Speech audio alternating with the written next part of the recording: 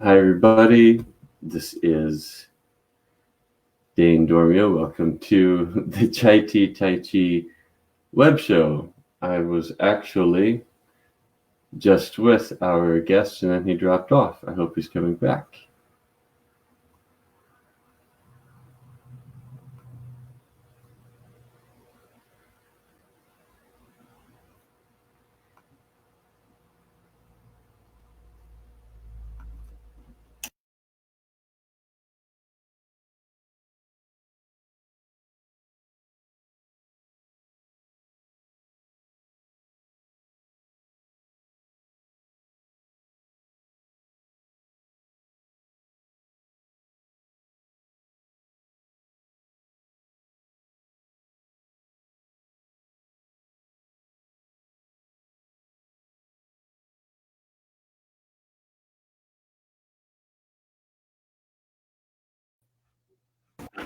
Okay.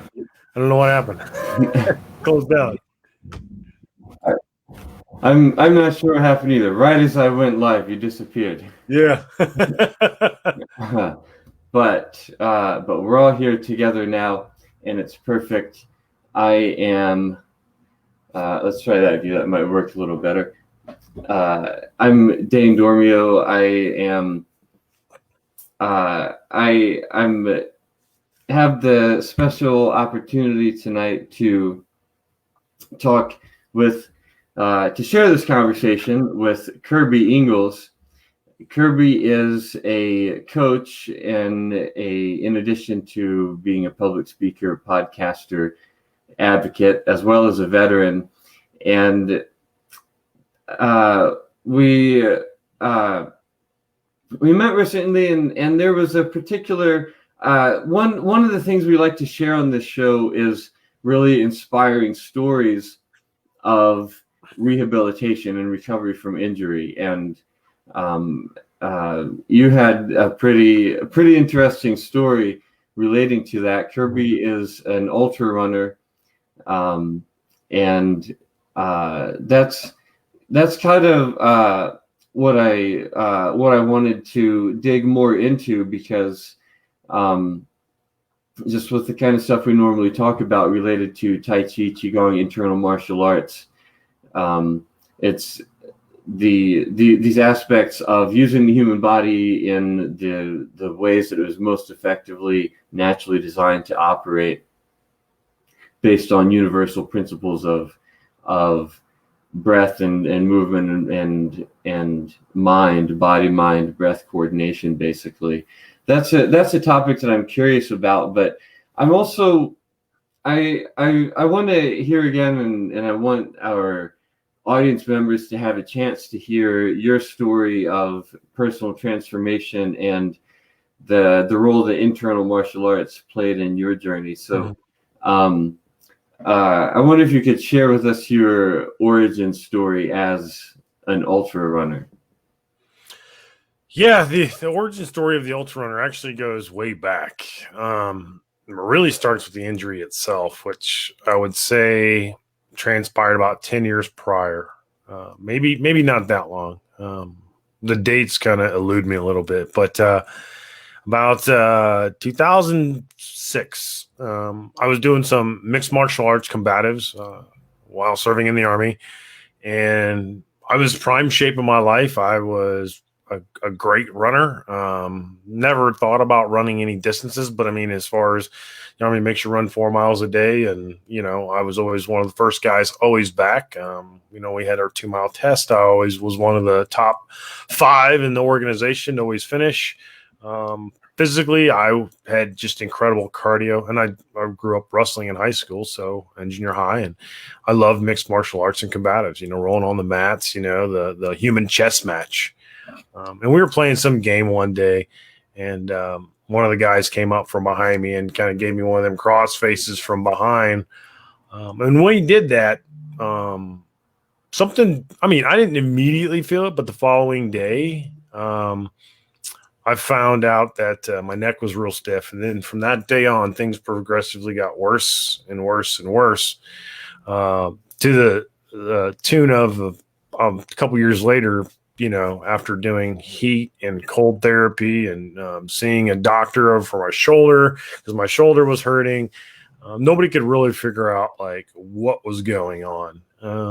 We did x-rays of my shoulder, did MRIs of my shoulder. We did all kinds of things. Could not figure out what the heck was going on and why my shoulder hurt so bad. And then it began to translate down into my elbow and then down to my arm. And the doc's like, I need to take an x-ray of your neck. That was about 2 years after the injury. So you can imagine, like, I was driving home pigeon armed, with my, at the end of the day after work, sitting at a desk all day because I was an HR guy, and I'm driving home with one hand, shifting with the other hand because I was in so much pain. Because when I would wake up in the morning, things would be fine, but towards the end of the day, that's when things got really bad. And all I could do once I got home from work was lay down on the couch or go to bed. That was the only position that was comfortable. So lots of ibuprofen, lots of other stuff. But eventually they did the x-rays of the neck and they were like, hey, look, this doesn't look right. There's not enough spacing, so we want to send you in and get an MRI. So I got the MRI done, and they confirmed that I had what they called, or that specific pain management doctor called arthritis. And he said, go see a physical therapist. So I did that for like 6 months to a year. And, I continued to move on, continued to do my thing, in the military, continued to serve, just kept pushing through the pain. Just trying to avoid a medical discharge is what I was trying to do. I was trying to get to the ripe old year of 20 years of service. And then eventually I landed at, one place, and I went and seen the surgeon, and he basically, said that my injury was a death sentence. And by the time I was 70 years old, I was going to be in a wheelchair. And I'd already had some injections in my back by then with steroid injections. And I did pretty good with those. But he's like, hey, if you continue to do the activities, you continue to serve, and, you continue to run and do all these other things, you're going to be in a wheelchair by the time you're 70. And I was like, okay, fine. I'm going to empty out my bucket list, and that's where ultra running comes into play. And so when I got home, I started writing my bucket list of all the things I wanted to do, because I was like, fine, if I'm going to be in a wheelchair, then I'm going to knock all these things out that I ever want to do in my life, because it's going to be short, and I'm going to be miserable. So, because I couldn't imagine being in a wheelchair. And so the surgeon was an older guy. He's probably 70 years old. So he was old techniques of medicine that he had learned. And the only way to repair that injury was to fuse your neck together. And so I was not about to have that happen. So I went out and I started running. And I was like, you know what? I'm probably just weak. That was my mindset at the time. And I had been through some horrible experiences in my own personal life, which kind of added to the transformation process of, I need to do something today to start living, or else I'm going to die. Because I wasn't in a good spot when a lot of that stuff happened, and I wanted to turn my life around. I didn't like who I had become. I had settled for what society said I should have been, and everybody around me, and I wasn't living and becoming the person that I wanted to become, or I should have became.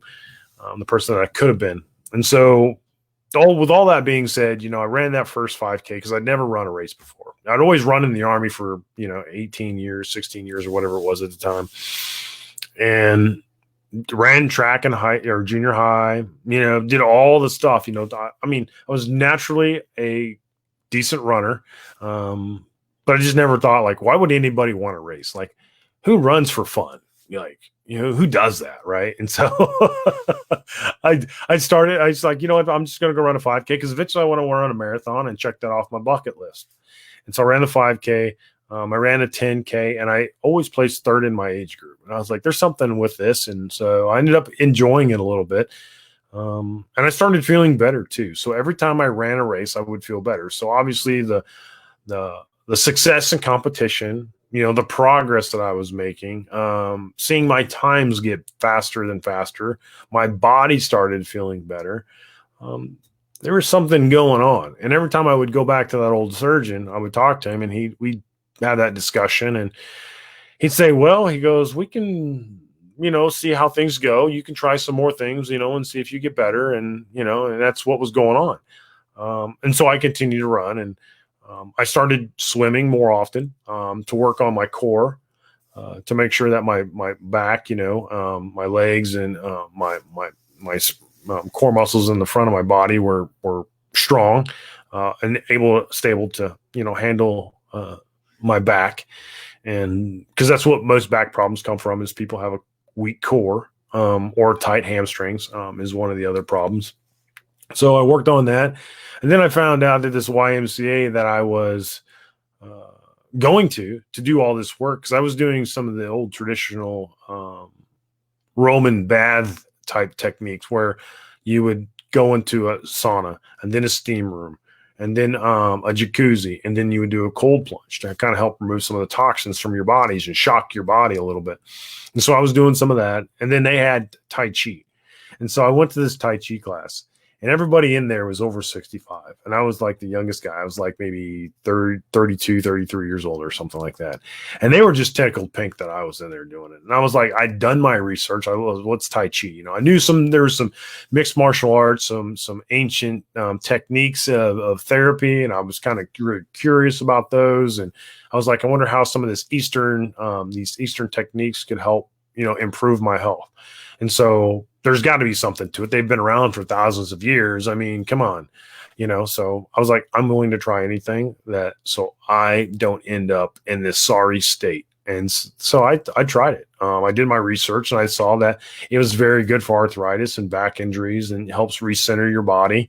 And I was like, that's what I need. That's exactly what I needed for this. And so I went in there, and I was hanging out with the 65, 70-year-olds, 80-year-olds that had messed up, hands and backs, and, and they were out there doing Tai Chi, and doing the rotations and, doing all this stuff. And it was interesting. And, I'll be honest with you, I felt calmer and better. And I immediately fell asleep after each session. I would go home, sit on the couch, and I would fall asleep. Just because that's how relaxed my body was. And that's what I needed. Because, I mean, we live these lives, and we're just tense all the time. We're constantly go, achieve, doing all these things. And you can kind of see it in my demeanor and how I behave now. I'm a very, on a DISC personality system, I'm a high D. And so direct, demanding, driven, dedicated, all those things are me. And so that's kind of where that comes from. And then, I did the Tai Chi for a while, and eventually I was running with this group. I went to the award ceremony at the end of the year because I ended up winning first in my age group over the season. And there was a partnership between them and another group called the Trail Nerds. I didn't know anything about these guys. And so I checked them out, and they were trail runners. And so I did my research on trail running and how it was good for your back and your body. It was easier than running on a canted road and concrete surface. And, just navigating through the trails, leaning and turning, it's supposed to really help strengthen your ligaments and tendons. And then, I read some stuff about chi running, and getting into that state of flow and just getting in tune with your environment. And so I was like, this is pretty cool. So I started doing some of that stuff. And trail runners eventually turn into ultra runners, and you start running 31 to 50 miles. I'll be honest with you. A lot of these races that I run, most of the time I don't even recall the time. I just get in a state of mind, and a state of flow where I just, the only time I really come out of that state is when my body is telling me something needs to happen. I need to drink water. I need to take salt. I need to stop at the aid station and get some, a snack, some watermelon or an orange or something, or some peanuts or something like that. Or stop and, maybe I got to tie my shoe or, make an adjustment to my socks or something like that. But you can feel those things, those things and the races become repetitive. So it almost becomes an instinct okay, now it's time. I don't even have to look at a watch. We call it running naked. You don't even have to run with a watch on. And okay, I'm about 3 miles in. I need to drink water, or I'm about this. You start to not rely on all the stuff that we've been given, and you just rely on who you are and what your body's telling you.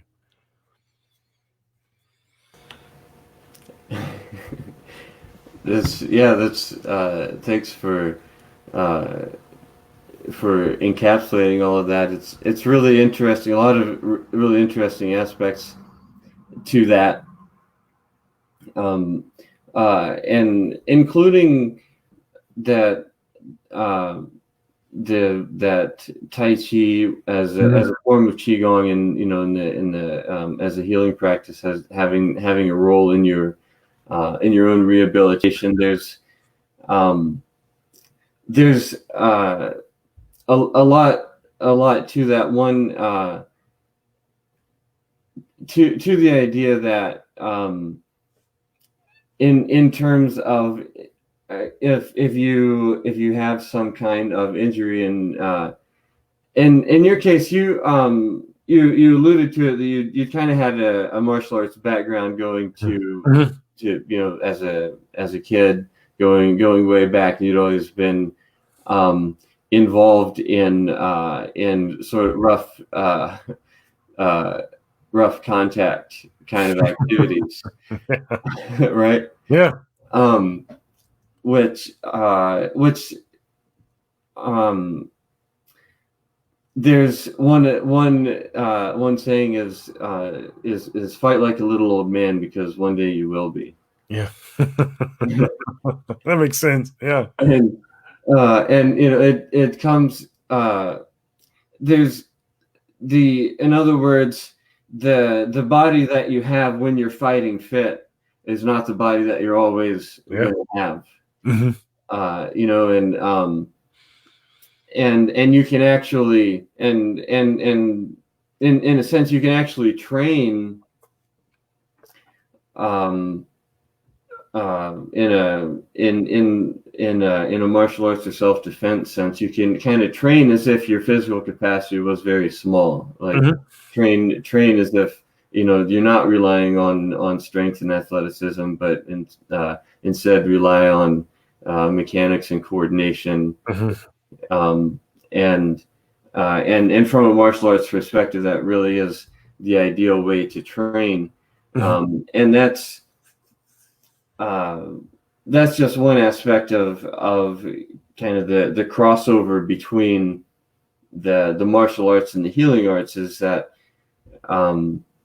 you even however much you can move, you can get benefit from moving. And for people who in all ages or stages of life, whatever your physical range of motion or your physical abilities are, if you exercise within those capacities, within those abilities, you'll increase what you've got.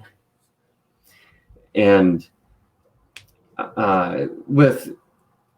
there's a lot of people have chronic injuries that where it just kind of lingers and never really goes away, and that part, it always hurts, or the injury never the injury just lingers indefinitely. And I I hear lots of stories of people who have rehabilitated themselves from have rehabilitated that kind of chronic injury with consistent long-term practice. What I'm really curious, what I find fascinating, is that with running, and you mentioned the crossover between between Tai Chi and running, and having to do with Chi running and getting into flow states. And that's this is actually this is a direction that one can go with the principles. Is okay, how do you run most efficiently and effectively? And I find it really interesting that by going into this, which, I mean, running is an activity that a lot of people injure themselves doing. Yeah. And you actually through this have actually strengthened your body and are able to run distances that a lot of people can only imagine. Yeah. I mean, if you go back and you think about it, right? I mean, it's not hard. For Relentless Progress is a good book. Even the Barefoot Runner, I can't think of his name off the top of my head. I think that's what it was, is For Relentless Progress. But goes back and studies the Tarahumara Indians, and we were just built to run.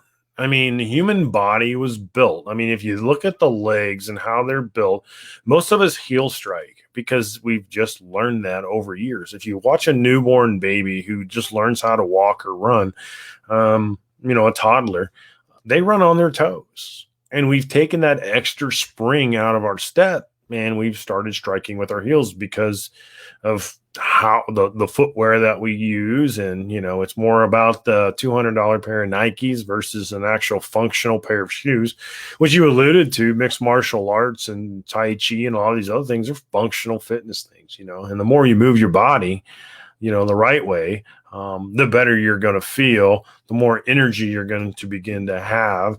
And that translates into a lot of different things. I figured that out, but it took, multiple trauma injuries to get to that point. That goes to say that you're not going to change until you experience enough pain that you have no other choice but to change your ways, because that's the way most people are. Even when I threw out my back a few years back, because I have mechanical issues now, and I fix those, work on those mechanical issues. I fix them, and then others develop, because I've gone on all those years without having the proper fit. I wasn't properly taking care of my body. I wasn't fixing it. I was just pushing through the pain. And when you go and look at all those things, I created a lot of other mechanical issues that now I'm having to deal with and develop. But, I'm 41 years old now, and I'm still doing it. And I know 70-year-olds that are running ultra marathons. They're running 50, even 100 miles. And people say, you're crazy. Why would you want to do that? And I'm like, well, because I can. And you know what? I mean, I get in a state, there's a mental health benefit to it as well. And most people think that's crazy, but I look at them and like, you're crazy. Why? Because you don't believe that you can do it. Right. And you're telling yourself you can't before you can. And so that gives me insight into other people. I'm not saying everybody should go out and run 31 miles. You better see your doctor first, or a professional. But what I did it on my own, and I did most of my rehabilitation on my own. I just did a lot of research. And I looked at a lot of pros and cons, people for and people against, and I tried to make the best assessment. I do a lot of functional fitness now. I do club training. I swing I can't think of what it's called, but it's like a pike. I swing a pike around to kind of help with, my back, to strengthen that. So there's a lot of things like that I do that, I've just gone back to looking at, like, okay, push and pull exercises, and getting away from a lot of the crazy stuff that, I have to have a special physique, and look like this and look like that. No, I just need to be functional, and I just need to have power and strength when I need it, and like you alluded on earlier to say that train like an old man. It doesn't take very much training, to be able to do these things. And I'm not pounding my chest about any of this stuff, but I've gone on and ran a 3-day stage race, which over the course of 3 days, I ran 100 miles, 30 miles the first day, 50 miles the second day, and about 17 miles the third day. And I probably only had a few weeks of training before that. And that's when most people say you need to taper at that point. You need to start, reducing the amount of training. And I only had a few weeks. I skipped training all winter. And that just tells you that you can do it, but it's all mental mindset, and it's all about form and mechanics and having that proper strategy as you go forward. I didn't push myself beyond the brink. It's not a sprint. None of this is a sprint. And that's what I wish I would have realized as a young man, because you want to sprint and you just want to, get after it all the time, But then as I look back now, I'm like, no, this is an ultra marathon. This entire life is an ultra marathon. And so I've learned a lot of life lessons from running ultra marathons. Like there's times where you got to take a break. And there's times where you need to drink some water. And there's times where you need to fuel yourself, so you have to take care of yourself. And so that's your ultra running has really been a huge life lesson for me. And hopefully I can translate that, off to my kids and other people, because they don't have to make the same mistakes that I did. And speaking of functional fitness, and if playing with kids is one of the best forms of functional fitness there is. Yeah. in my opinion, because if you actually allow yourself to physically play with them and keep up with them, and that takes functional fitness to a whole nother level. Yeah, it sure does. I got 5 of them, so we got plenty of room. And that's another reason why, motivation, right? You have to think about motivation. Like, why are you doing this? Like, what is the benefit of staying fit and healthy and, mobile? And I'll be honest with you, the mobility or movement is like liquid. It's the juice that keeps the joints going. If you don't move, the joints are going to lock up. It's like a joint in a car. You got to keep them moving. And that's been very important to me, to stay mobile. I'm a newborn, 3 months old. So, I need to be around for another 40 years. So for them. So it's important. And so, it's sad that you have to get to that point. And so I've had 3 major back injuries in my life. I blew out my lower back twice, and I had that neck injury. And I haven't taken meds. I haven't taken pills for my upper back in years. I don't take anything for it anymore. It's all, but it's not healed, but it's stabilized basically. And it's no longer at a state to where it's crushing that nerve anymore, causing all that pain. I know people that have gone through what I have and would have tapped out a long time ago, took the surgery, had the nerve endings bent. That's all painful stuff, folks. It's hard. And then you never recover from that. Most people I talk to, like 80%, have had that done. They're like, look, I wish I wouldn't have done it because I feel worse now. It was just a way to manage pain, and that was it. And they just basically stopped the pain from happening so they could not have that, that state of mind at that point. But it didn't do them any good physically. It just, turned off that mental pain, and pain is a good thing, right? Pain tells you, like, either you're doing something right or you're doing something wrong. Pain is a signal that the body's telling you, and you need to know how to read that. Yeah, this sheds a perspective on one of my Sifu sayings: "Become comfortable with the uncomfortable." Mm-hmm. Which is that with pain, there's different kinds of pain signals from the body, or things that might be called pain signals. And there's, it's kind of, I was thinking it's kind of ironic listening to you say, a guy who runs 50 miles at a time saying, well, there are times when you need to rest and take breaks. Like, obviously, of when that might be different than. Other people's, Yeah, for example, I can tell you, if I'm running 50 miles, I might walk up the hill, because I look at it, I'm like, that's crazy to run up that hill, because I'm gonna have to do that 4 more times. It's like, no, I'm gonna walk up that hill. I'm gonna drink my water. I'm gonna walk up the hill. Or you might run 5 or 6 miles, and you're like, okay, I'm gonna walk, a half a mile, or a quarter mile. But that's why I say you have to rest. You have to take, there are some incredible athletes out there, and they're extremely incredible human performers where they can run 100 miles without stopping. They just grab their water, they grab a snack, and they keep going. The Western States 100 is the Super Bowl of the ultra running sport, and Those are some really talented folks, and they don't give up. There's another one down in Tennessee that's pretty amazing, and it's like several days long, and that basically races try to make it as tough as they can, so that your mind begins to play tricks on you, and you have to fight through that mental agility as well as the physical endurance. So it really becomes complicated. But it's most of us, like I said, they think we're crazy, but we're just trying to understand. I think ourselves in a way, because every time I come back from a run like that, I feel like I'm in a better place, and I feel like I understand myself a little bit better. And I have a deeper sense of the purpose in the world. So there's a lot of reflection time. There's a lot of solitude that goes in that. And you really kind of get to know who you are. And then, when you go to show up in life or business or families or relationships, you really know how far you can go. You really know, like, okay, this is what I'm mentally and physically, like what you can endure.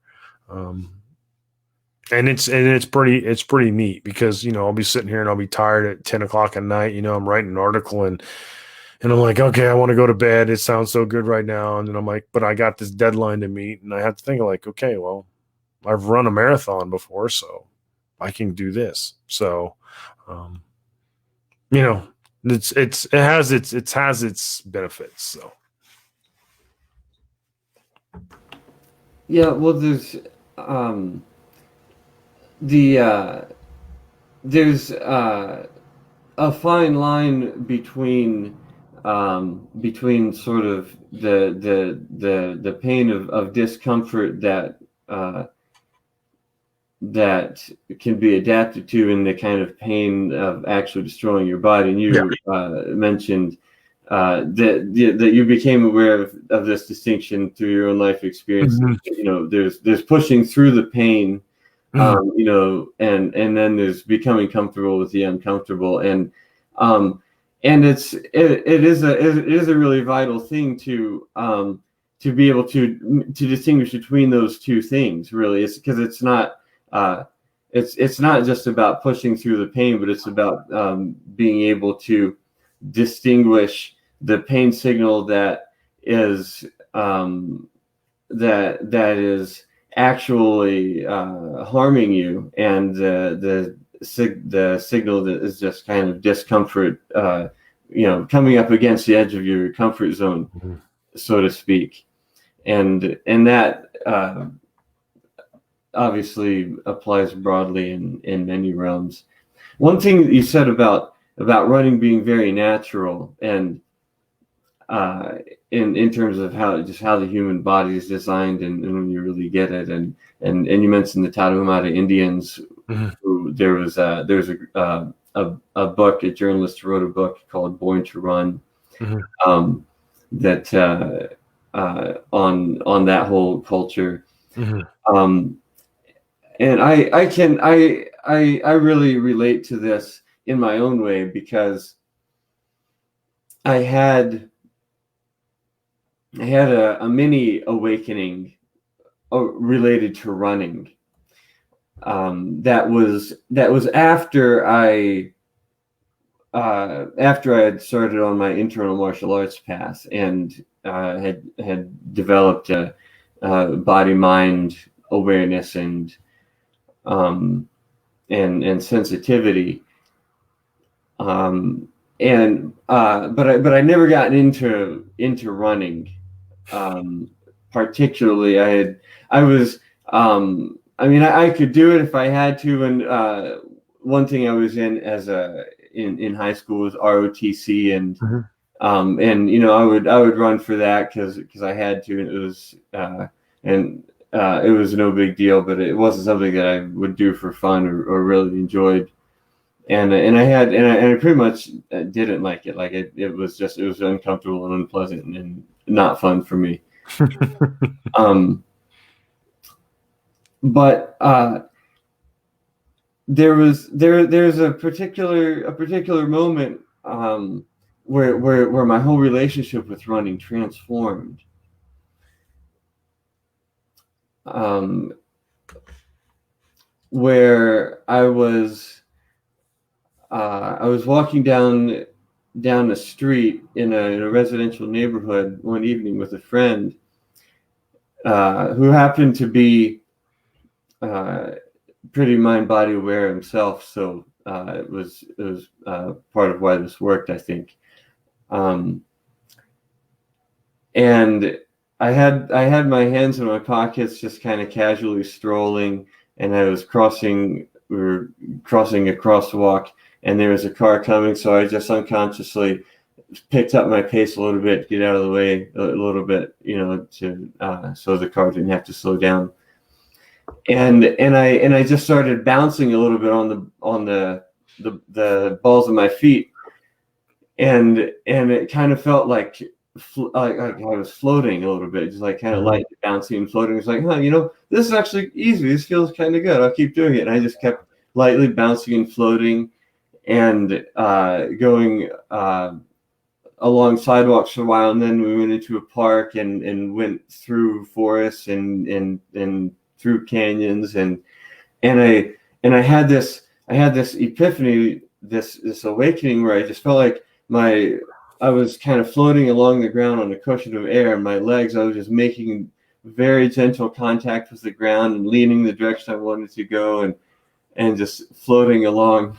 And it felt so freeing and effortless, and everything in terms of how my body was working, my body and my breath was synced up. I was recycling momentum in my upper body, and between my lower body and my upper body, and using my arms, and it was all in sync with my breath, and it was such an awakening. I realized, oh wow, this can actually feel good. This can actually be pleasurable. This can actually be a lot of fun. So ever since then, I've had a whole different relationship with running, and I love that you mentioned the chi running aspect, because it's not that you have to do this. It's more like this is an option. This is a direction one can go with internal arts training, if one if one wants to pursue that. And there's a lot of crossover with flow states, and the state of obviously you can't do that sort of thing in the ordinary sort of consciousness that most of us are in every day. There's a state change involved, and that and the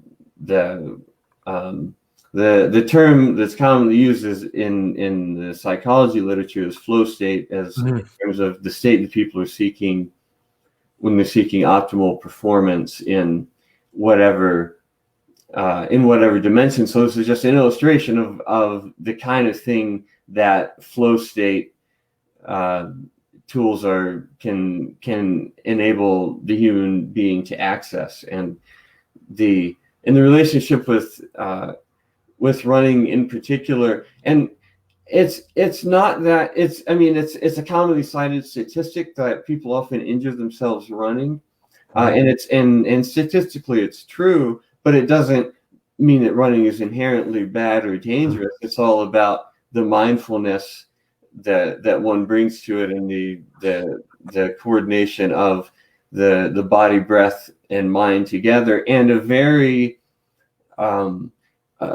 discerning understanding of that line between discomfort and pain, where you're actually listening, you're actually conscious to paying attention to the body signals and understanding what they mean and responding to them appropriately. So yeah,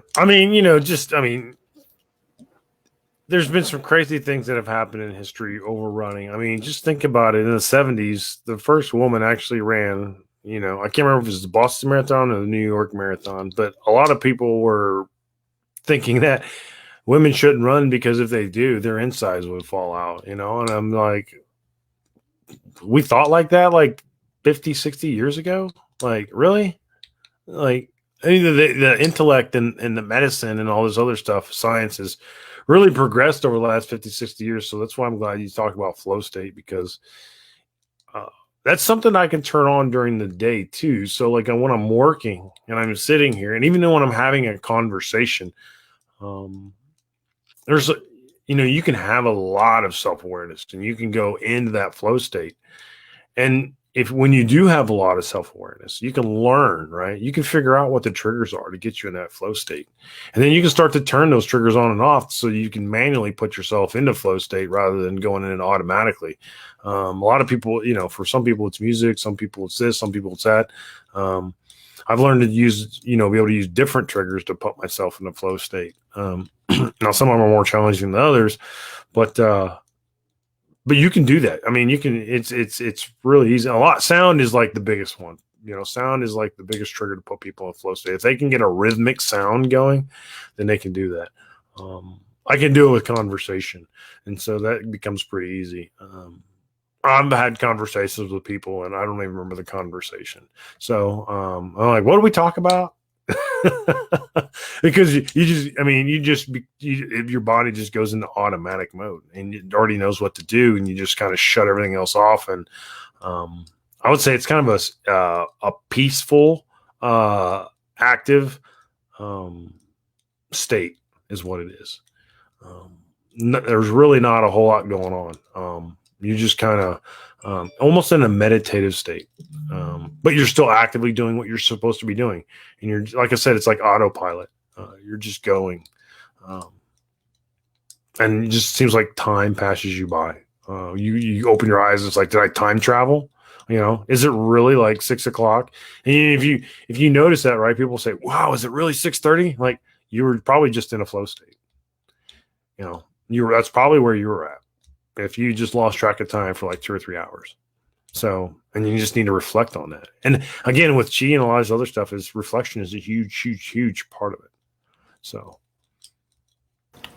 yeah, the introduction of the mind into the practice is what makes it a mind-body practice. Mm-hmm. And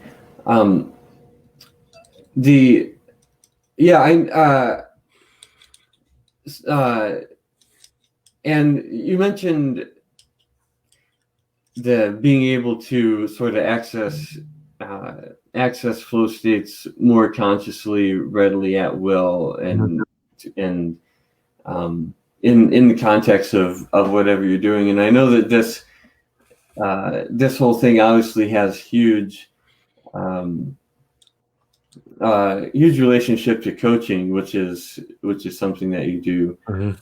And I'm also in the coaching world, and I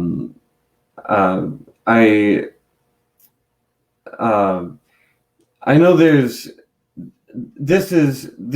kind of thing is really the foundation of optimal performance in terms of something, circling back around to something you said at the very beginning about, well, the stuff is thousands of years old, there must be something to it. I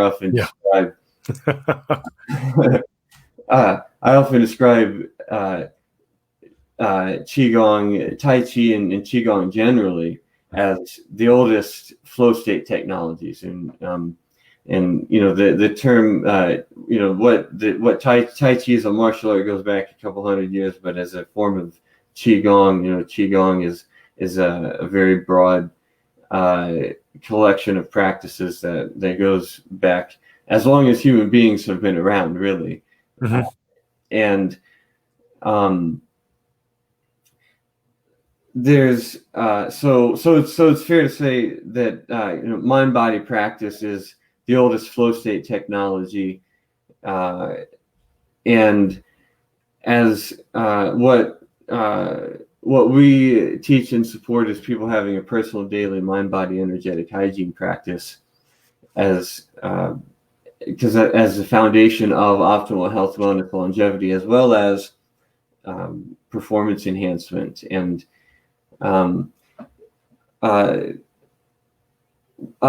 so what how could you speak to that, how mind body practice supports and informs personal development and the fullest expression that each of us is here on this planet to to share? Yeah, I would say simply, the way I would put it is self-awareness. It's the art and practice of self-awareness.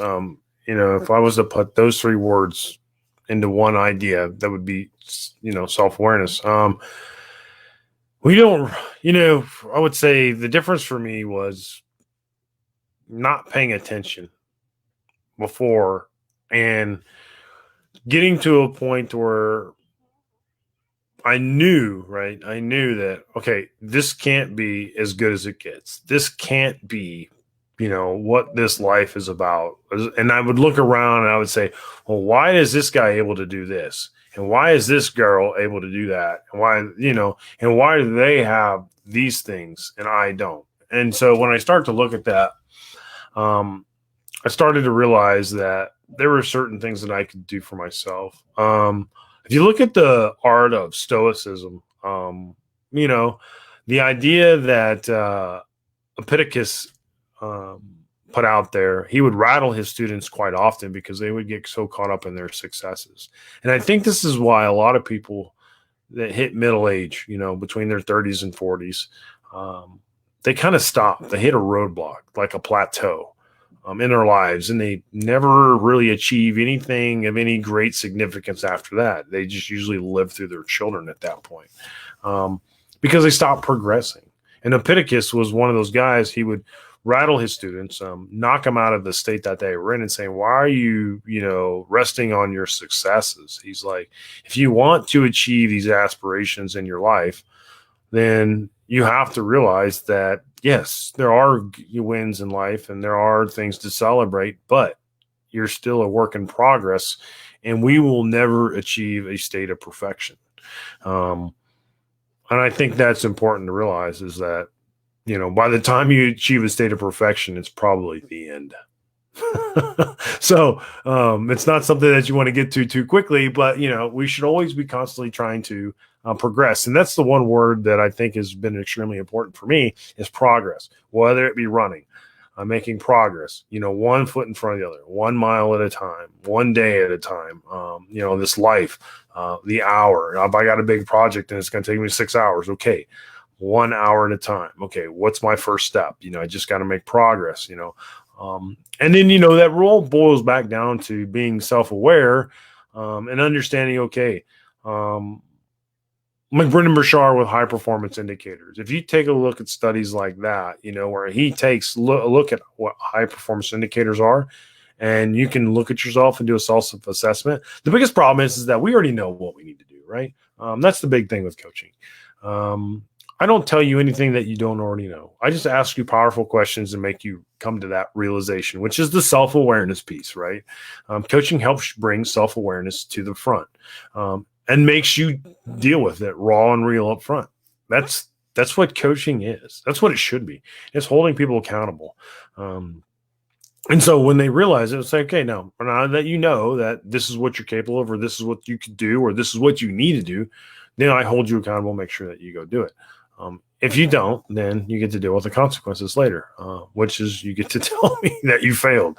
Not that that's what I want, but I will be here to support you whichever way you want. But most people do it because they don't want to come back and report that, I didn't do that. If I was doing a couch to 5K, who wants to, at least you got up and got moving and did something. You want to report some type of progress, right? Because we all want the kudos. We want the successes. We want the rewards. We want to be told we're doing a good job. We're doing great.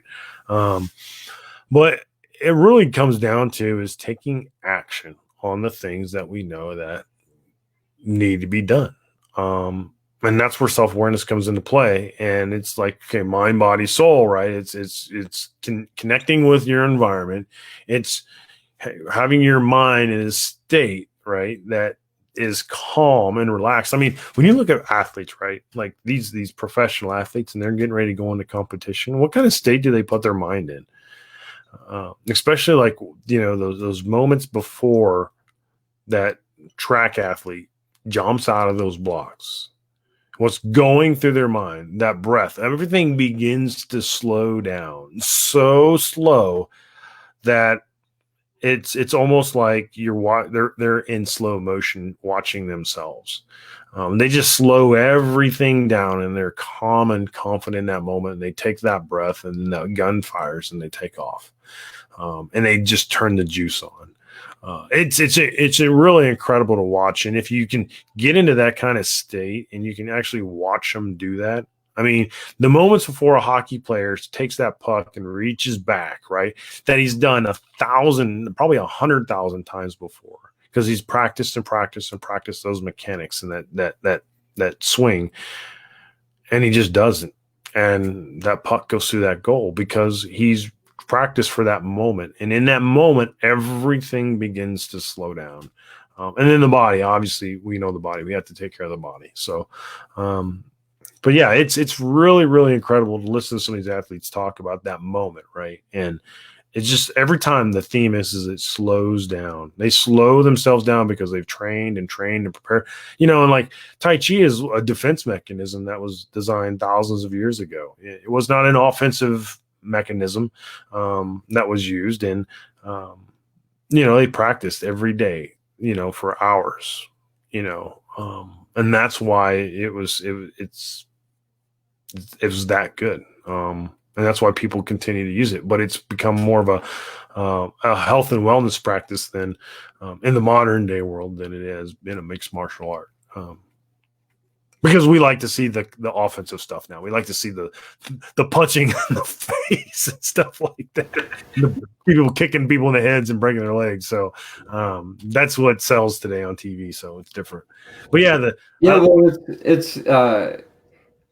it's a common theme with circling back around to something that came up earlier. It's a common theme with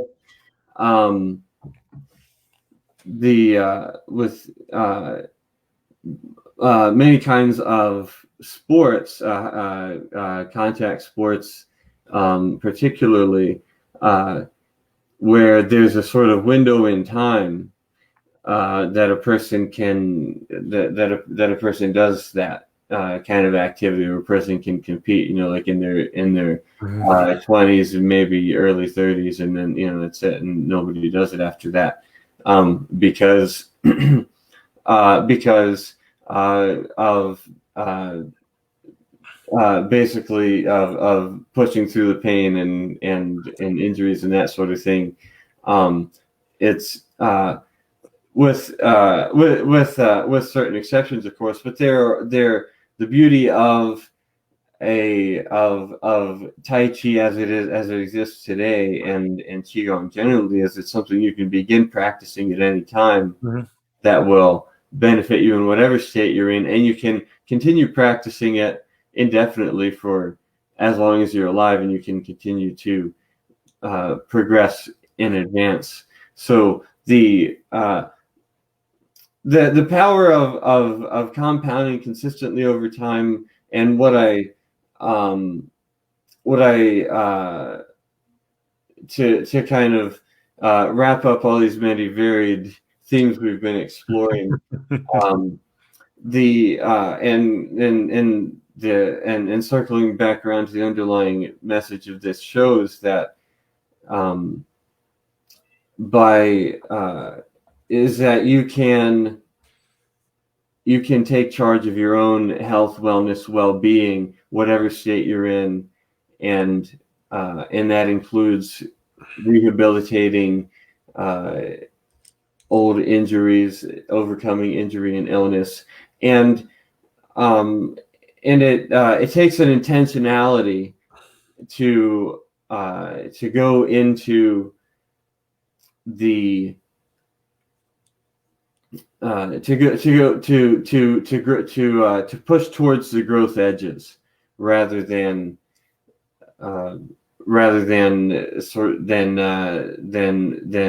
plateau or achieve stasis. It's to continually push into those growth edges, and if the prognosis is one thing, that is depending on how you respond, how you take proactive action, and and there's surely no limits to what the human body can do. So I really appreciate you being an example and sharing that empowerment through the work that you do, because I want this show to be a beacon for inspiration, if nothing else, for all of us to take responsibility for, take charge of our own health, wellness, and well-being, and live out the fullest expression that we're all here to embody, because that's the planet that I want to live in, where more of us are doing this kind of thing and taking charge of our own state of physical, mental, emotional, spiritual health through mind-body practices. So I also want to make sure that people have a chance to know what's the best way to get in touch with you if they want to learn more from you, or learn about what you do. And you do men's coaching, right? So yeah. So I do men's leadership coaching, and I dropped a link in the chat. It's bit.ly/leadership-coaching, and that's how you can go on there. I have a pretty good what I call a special report on there. It's about leadership, masculinity, and character strengths. And so there's a lot of psychology and science in there. And don't get me wrong, when I think of science, I think of knowledge.